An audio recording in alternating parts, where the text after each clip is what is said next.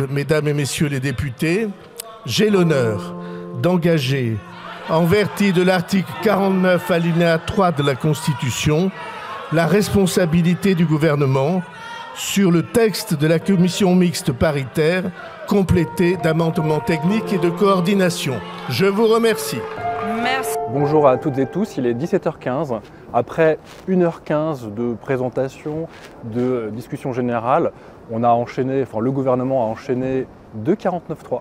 Un sur le budget, le PLF, un deuxième sur le PLFSS. Ça n'a pas bronché, ça a été hyper rapide.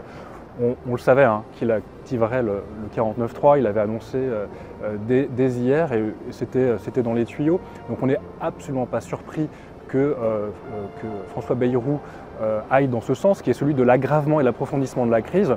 Après un gouvernement Barnier que nous avons fait tomber en décembre dernier parce que son budget était austéritaire, parce qu'il aggravait encore puissamment la déstabilisation du pays. Là en fait c'est encore pire avec un budget qui est encore plus austéritaire et qui promet une récession terriblement dramatique pour le pays.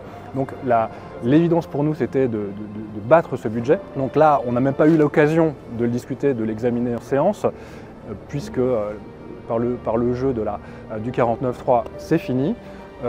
Maintenant, la prochaine étape, c'est la motion de censure qui arrivera mercredi en séance.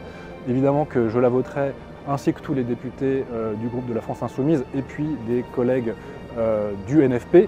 Tous les collègues du NFP, ça serait bien le minimum vu l'état de délabrement dans lequel Bayrou nous envoie.